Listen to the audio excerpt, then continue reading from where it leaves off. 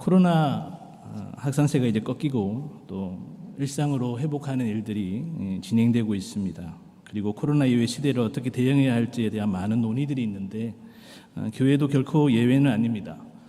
이와 관련해서 목회데이터 연구소에서 기독 신자를 대상으로 4월에 설문조사를 했습니다. 그중 한 가지 항목이 눈에 띄었습니다.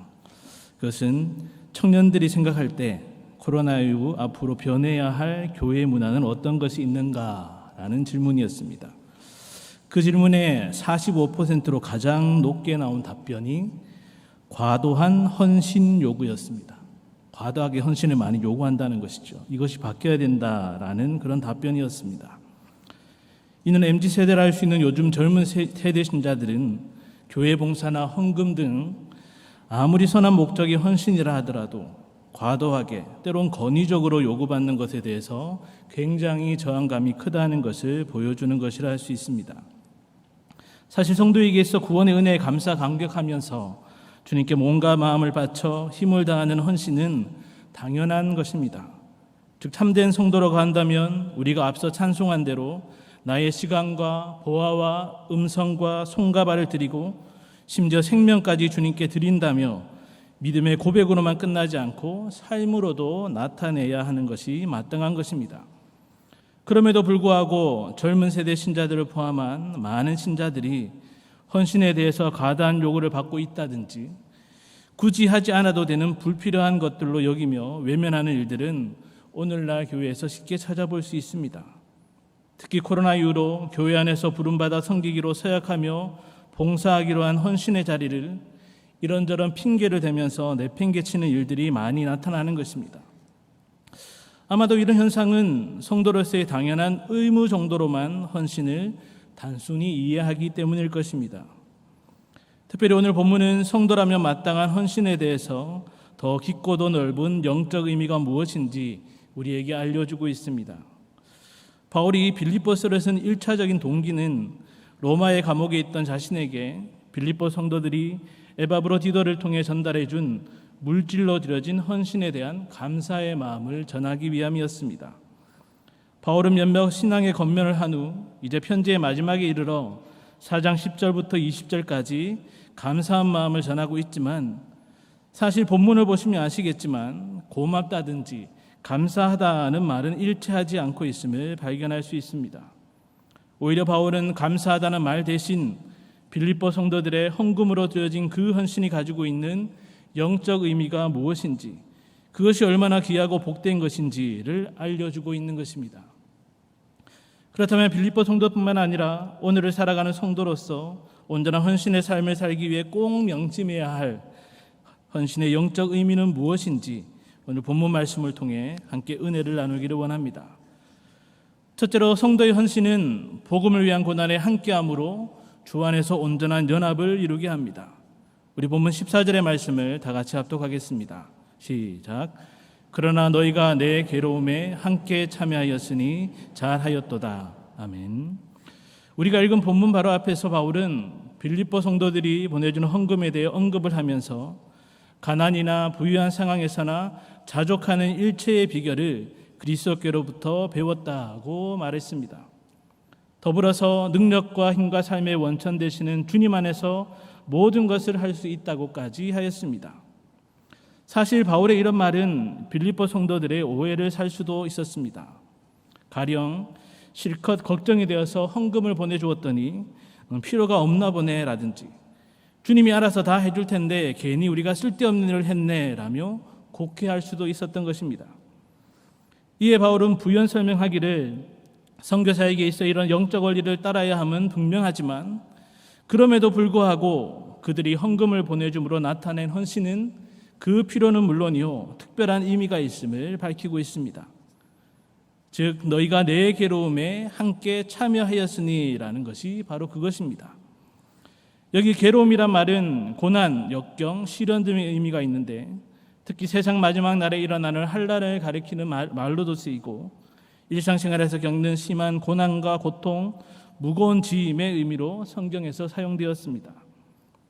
그런데 바울이 여기서 내 괴로움이라고 한 것은 개인적 차원의 고난이 절대 아니라 복음을 전하다 자신이 현재 감옥에 겪고 있는 고초이고 사나 죽으나 주를 위해 살며 복음 전파 사역을 감당하면서 겪은 모든 육체적이고 심리적인 고통과 고난을 포함하고 있는 말입니다.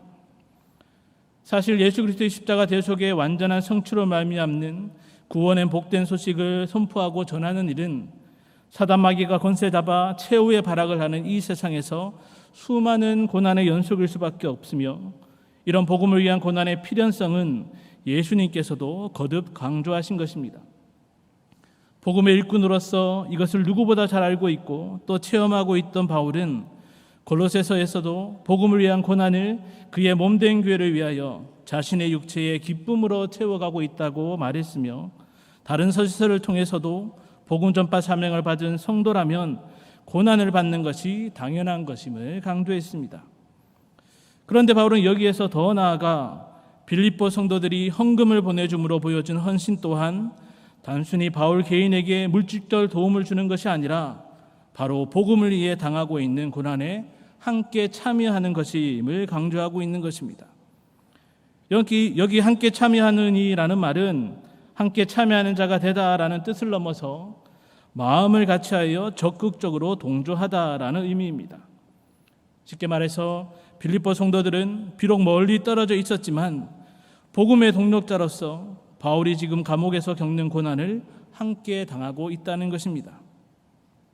특히 코이노니아라는 단어를 사용함으로써 복음을 위한 고난에 참여한 그들의 헌신은 단순히 인간 사이의 교제와 나눔이 아닌 주 안에서 주의 복음을 위해 마음을 같이하는 공동체 안에서의 교제와 연합임을 강조하고 있는 것입니다. 이렇게 바울은 빌립보 성도들의 헌신이 단순히 물질적인 것이나 개인적인 차원이 아니라 주를 위한 것, 또 그것을 넘어 복음을 위한 고난에 참여하는 것이며, 그것을 위해 주 안에서 마음과 힘을 같이하는 영적 공동체로서의 연합을 더욱 든든케 하는 것이기에 감사하다는 말 대신 주 안에서 기뻐하며 잘하였다고 기이한 일이라고 칭찬을 하고 있는 것입니다. 여러분 혹시 10,000원으로 아프리카 어린이 몇 명을 먹일 수 있는지를 아십니까? 이 문제가 초등학교 6학년 사회책에 나오는데 아마 많은 분들이 그 답을 대략 아실 것입니다. 우리 돈 4,000원이면 한 친구가 한 달 동안 음식을 먹을 수 있고, 10,000원이면 영양실조에 걸린 아이들 15명이 고단백 식사를 할 수 있습니다. 사실 예전에도 이런 유니세프 같은 단체들이 있었지만 그저 세상에 어려운 어린이들을 돕는구나라는 정도로 인식되며 무관심 속에 외면받는 일이 많았습니다. 그러나 지금은 어떠합니까? 다양한 매체를 통해 구체적으로 그들의 상황이 알려지고 홍보가 되면서 남녀노소 할 것 없이 그들의 아픔과 고통을 알고 나누는 도움의 손길이 갈수록 더 많아지고 있습니다. 마찬가지로 성도의 헌신을 주님을 위한 것, 교회를 위한 것이라고 생각하며 열심을 내는 것도 너무 좋은 일이지만, 그렇게 피상적으로만 인식을 하는 것보다 구체적으로 헌신의 본질, 즉 복음을 위한 고난에 참여하는 것임을 분명하게 아는 것이 필요합니다. 즉 복음 전도자들이 당하는 여러 모양의 고난이 곧 나의 고난이고 내가 당해야 할 고난임을 인식할 때 우리는 헌신에 더욱더 집중할 수 있습니다. 가장 대표적인 예가 가든지 보내든지라는 사명에 비록 우리 모두가 가는 선교사가 되지는 못하지만 보내는 선교사로 헌신하는 것입니다. 보내는 선교사로서의 헌신은 단순히 후원 내비를 내는 정도를 넘어서 복음의 최전방에서 순교의 각오로 임할 수밖에 없는 선교사님들이 겪는 수많은 핍박과 고난과 아픔을 우리 또한 뼈저리게 느끼며 할 수 있는 힘을 다해 기도와 물질로 돕는 것입니다. 어디 이뿐이겠습니까? 교회를 통한 복음 전파를 위해 앞장서고 계신 담임 목사님을 비롯한 교역자들, 태신자를 작정하고 한없는 인내와 사랑으로 해산신자를 낳고자 애쓰는 성도들, 학교 앞이나 가호 담대히 복음을 전하는 전도하는 성도들, 그리고 이름 없이 빚도 없이 각자의 삶 속에서 복음의 증거를 나타내는 성도들, 바로 이들이 복음을 통해 복음을 전하기에 당하는 그 모든 고난과 조난과 아픔을 함께 느끼면서 우리는 시간과 기도와 물질 등 할 수 있는 헌신을 통해 복음을 위한 고난에 참여해야 하는 것입니다. 또한 우리 헌신은 복음 전파의 전촉이지요. 산 위에 빗댄 이 교회가 사단의 파상 공세로 인해 겪는 핍박과 어려움을 인식하는 가운데 교회를 더욱 든든히 하기 위한 선한 일에도 힘을 다해야 하는 것입니다. 그리고 이렇게 복음을 위한 고난에 참여하는 헌신의 삶을 사는 성도들로 가득한 교회야말로 예배 공동체를 넘어서 복음을 전하는 선교와 전도의 공동체로 더욱 끈끈하게 연합하게 되는 것입니다. 여러 모양과 크고 작은 우리의 헌신은 복음을 위한 고난에 참여하는 것임을 확신하는 가운데 복음의 동력자로서 서로 아픔을 나누고 위로하며 격려함으로 구원에 방주된 교회를 든든케 하고 참된 연합을 이루는 성도님들 되시기를 간절히 바랍니다. 둘째로 성도의 헌신은 언제나 변함없이 지속될 때 신앙 성장으로 이어집니다. 본문 15절에서 17절의 말씀을 다 같이 합독하겠습니다. 시작. 빌립보 사람들아 너희도 알거니와 복음의 시초에 내가 마게도냐를 떠날 때에 주고받는 내 일에 참여한 교회가 너희 외에 아무도 없었느니라. 데살로니가에 있을 때에도 너희가 한 번뿐 아니라 두 번이나 나에 있을 것을 보내었도다. 내가 선물을 구함이 아니요 오직 너희에게 유익하도록 풍성한 열매를 구함이라. 아멘. 계속해서 바울은 과거를 회상하면서 빌립보 성도들의 헌신이 어떠했는지 마치 간증을 하듯 구체적으로 알려주고 있습니다.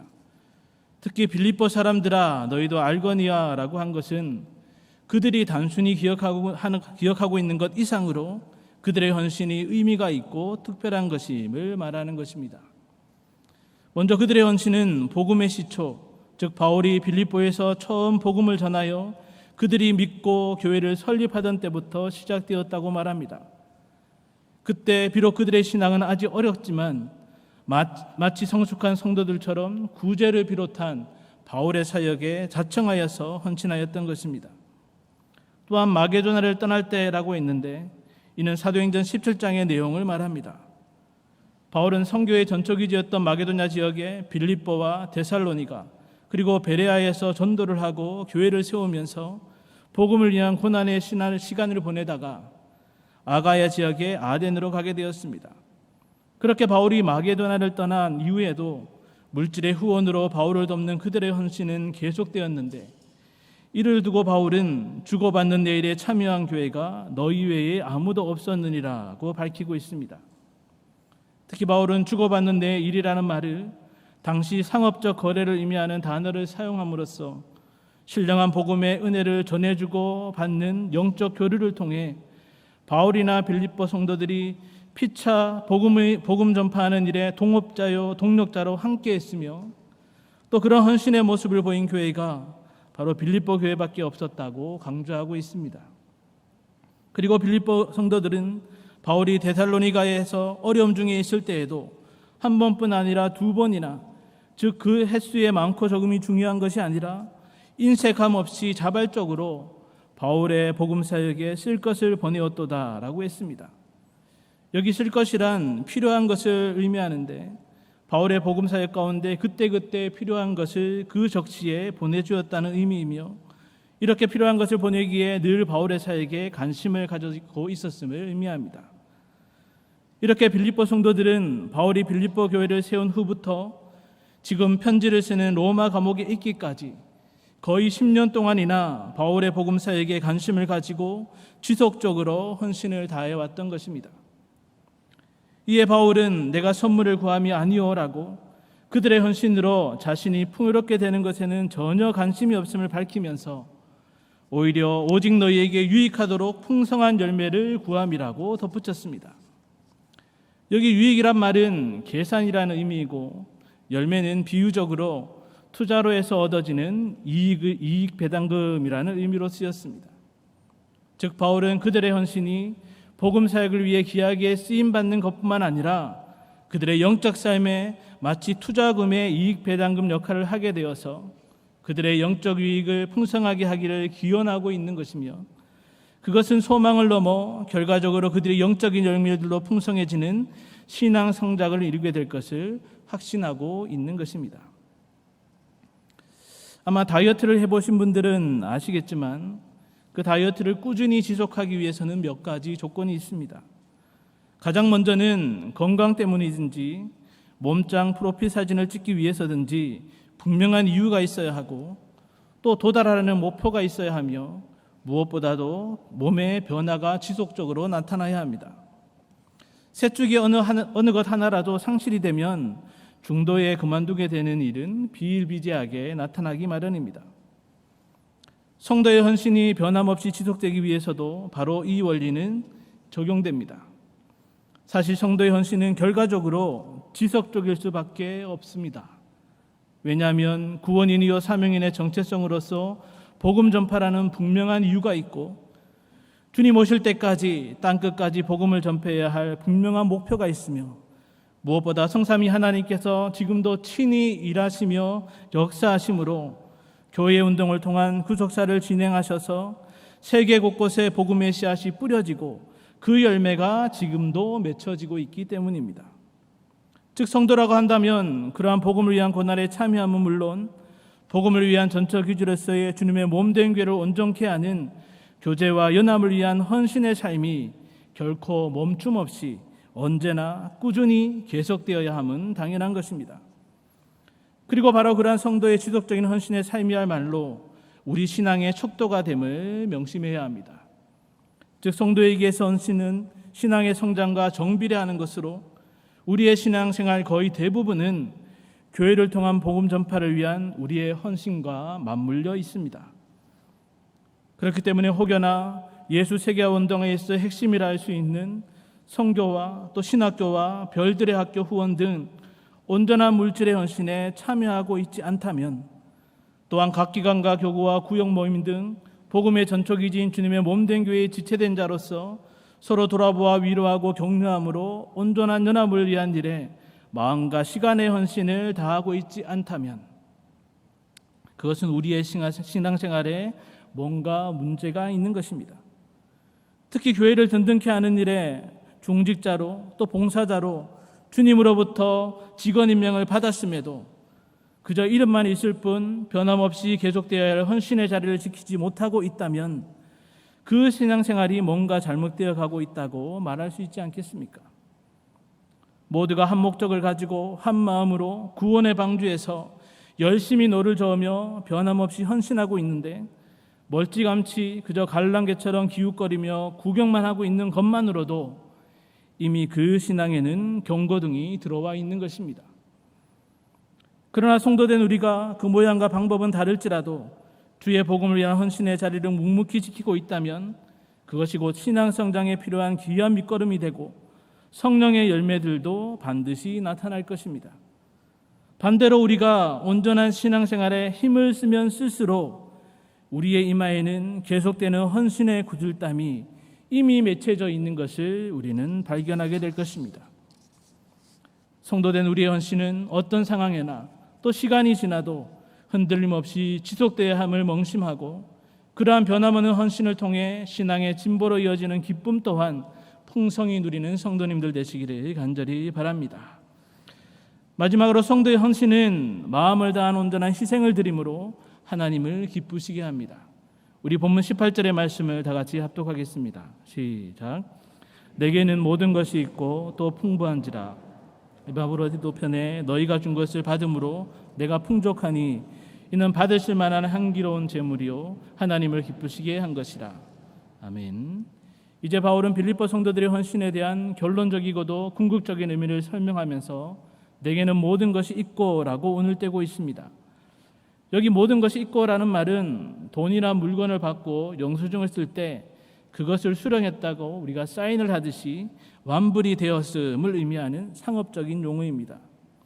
즉 바울은 에바브로디도 편에 빌립보 성도들이 보내준 것을 모두 다 받았으며 그것은 너무나 풍부하고 풍족하여서 그 필요를 채워주고도 남을 만큼 기대 이상이었음을 말하고 있습니다.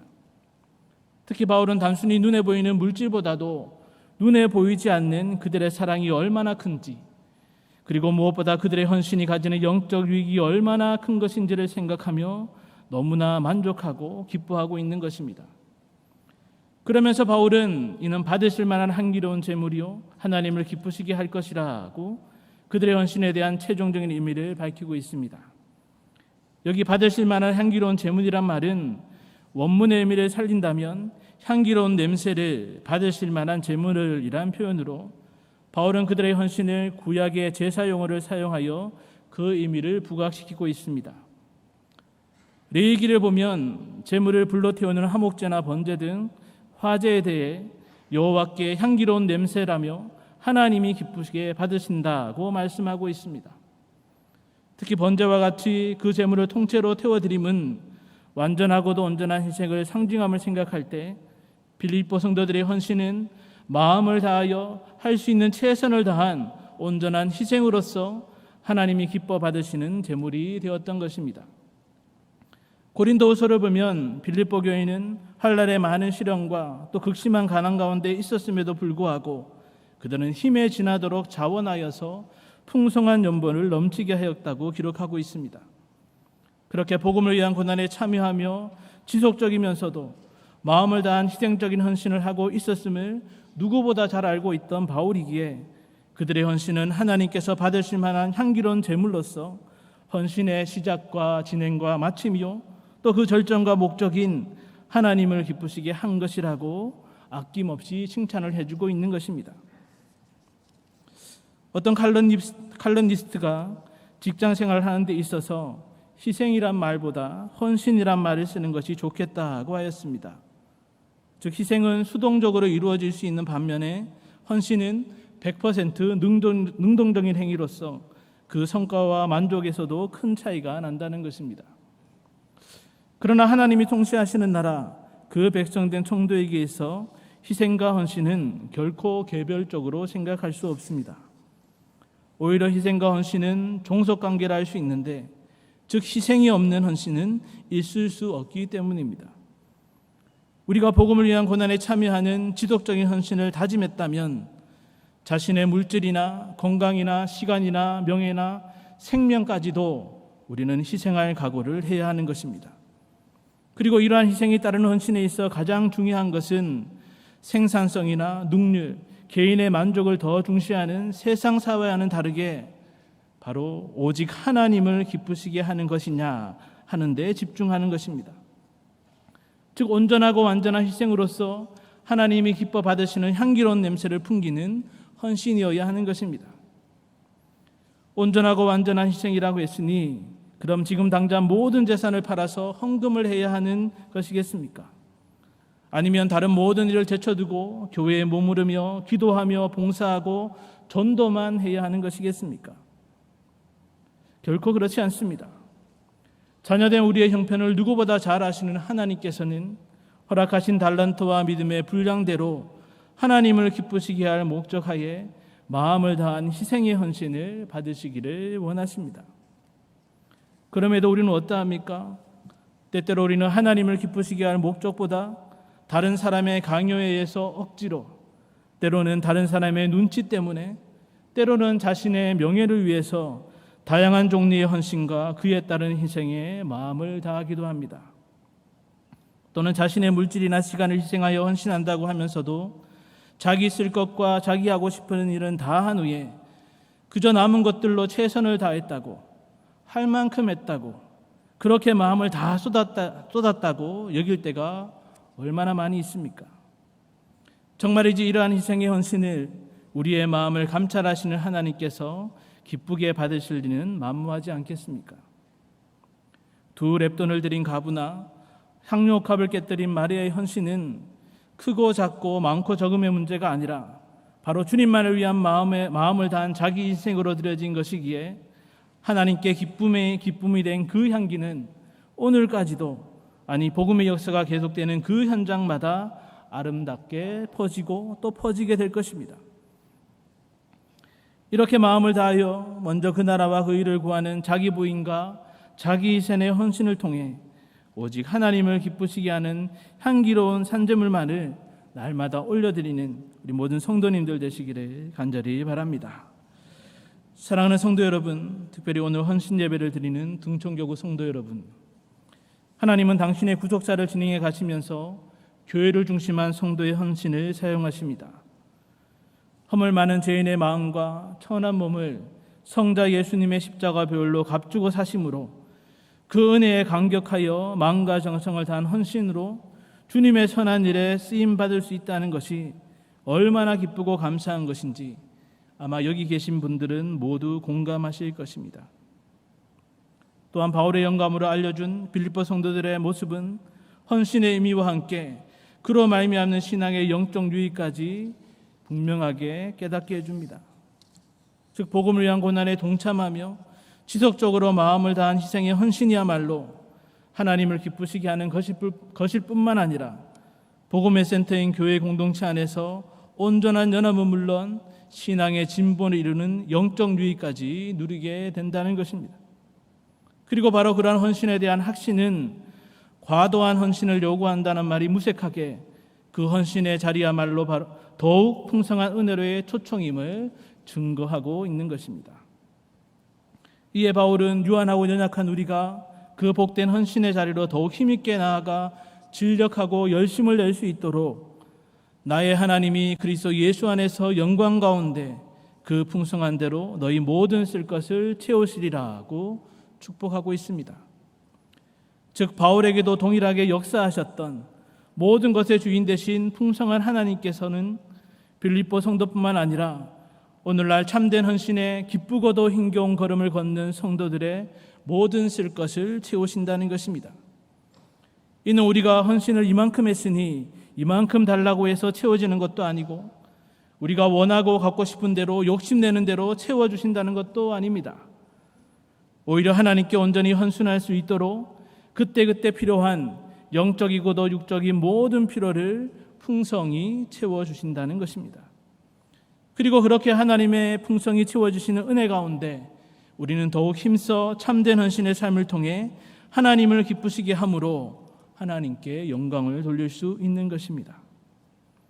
이러한 헌신의 확실하고도 신비한 영적 원리를 명심함으로써 갈수록 성도로 하여금 아무것도 할 수 없도록 우겨싸고 유혹하는 사단의 방해 속에서도 주님이 다시 오실 때까지 우리에게 받으시고자 하는 헌신의 산제물을 날마다 올려드리며 영적 유익 또한 풍성히 누리는 가운데 하나님 곧 우리 아버지께 세세 무궁토록 영광을 돌리는 경영의 모든 성도님들 되시기를 주님의 이름으로 간절히 축원합니다.